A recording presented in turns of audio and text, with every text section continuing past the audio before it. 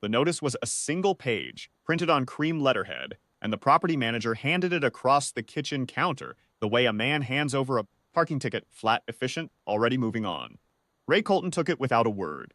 He read it once, folded it in thirds, the way he folded receipts at the garage, and set it on the counter beside a glass of chocolate milk he had poured for his daughter, Lily, who was 8 years old and sitting at the kitchen table, doing her homework in the quiet way she always did after school. She didn't look up. She was tracing the outline of a horse in her workbook, pressing hard with a purple pencil. The property manager, a man named Briggs, who managed 6 rental houses in the county, and who wore a lanyard with his photo ID, as though it were a badge of authority, gestured at the walls. He had been sent by the estate of Edmund Harl, the elderly owner who had passed 3 weeks prior. The estate wanted the property liquidated. The market was favorable. 30 days was the legal minimum, and they were giving 30. It's a clean house, Briggs said, and the word clean carried a faint note of surprise. That'll help us list it quickly. Ray said nothing. He looked at the window over the sink, a window he had reframed himself 4 winters ago when the original casing cracked and the drafts started, waking Lily up at night. He had bought the lumber on a Saturday morning. Lily, sitting on an overturned bucket in the garage, handing him nails one at a time, proud to be useful. Any questions? Briggs asked. No, Ray said. Briggs took that as a good sign and let himself out. In the 7 years Ray had rented the house on Caldwell Street, he had done things that landlords sometimes paid contractors to do, and sometimes just never did at all. He replaced the gutters the summer Lily turned 3, borrowing a neighbor's ladder and working the weekend. He repainted the foundation on the east side where the damp was getting in. He stripped the kitchen floor back to hardwood when the linoleum peeled, sanded it by hand over 3 evenings, and finished it with 2 coats of oil. When the furnace threw a cracked heat exchanger in February, he sourced a matching unit from a salvage yard, pulled the old one himself, and had heat back in the house before the temperature dropped below 20. He sent Edmund Harl the receipts each time, with a note, just keeping it right. Harl, who was in his 80s and lived 40 miles away and communicated mostly by letter, always wrote back.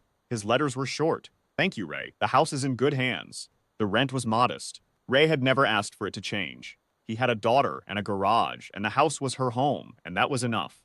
Now Briggs had handed him a page and taken that certainty away in under 4 minutes.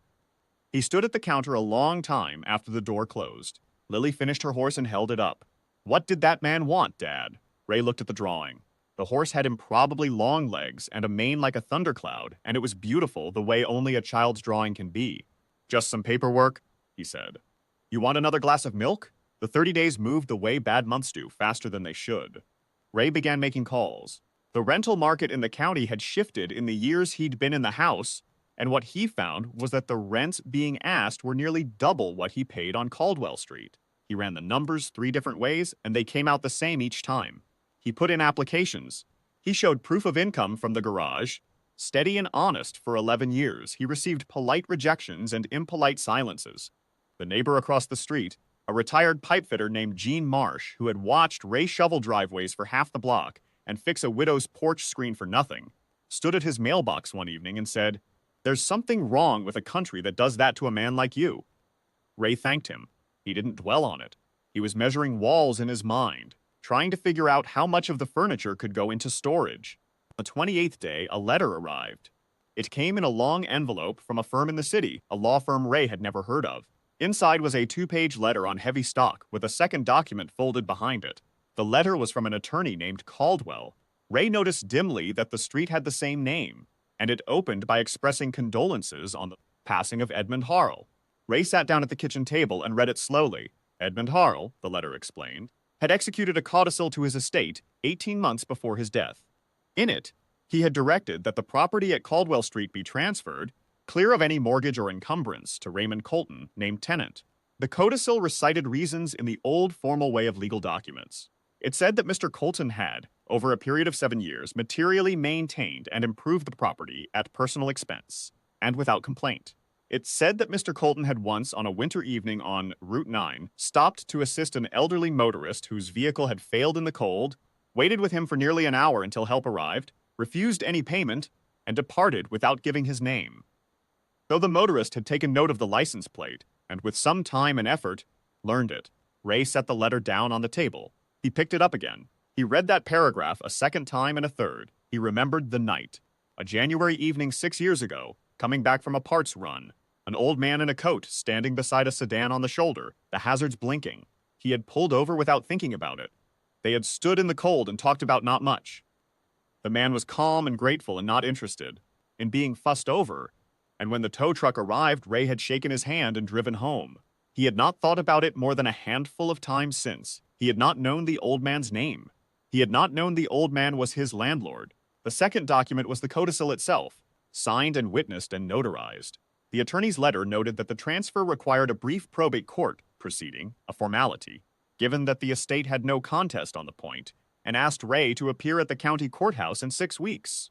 He sat at the table until Lily came in from the yard and found him there with the papers and asked what was wrong. "Nothing," he said, and for the first time in 28 days it was the truth. The courthouse was a stone building with wide steps and a flag that moved in the April wind. Ray came into his good jacket, the one he wore to Lily's school events, and Lily stood beside him in a dress she had chosen herself, a green one with small white flowers, because Ray had told her only that they were going somewhere official. Briggs was there. He had been called as a representative of the estate's administrator, a routine administrative matter, the attorney had said. He stood near the back of the room in his lanyard and his careful posture, and he watched the proceedings with the expression of a man who has processed a great many transactions and does not expect any of them to be unusual. The judge was brief. The codicil was uncontested. The estate had been properly administered. The transfer was in order. He signed it. Ray accepted the document from the clerk. It was a single page with his name on it, and the address of the house on Caldwell Street, and a seal in the corner, and he held it the way a man holds something that took 7 years to earn, even though he had not known he was earning it. Briggs looked at him from across the room. His lanyard hung straight. He said nothing, and there was nothing to say.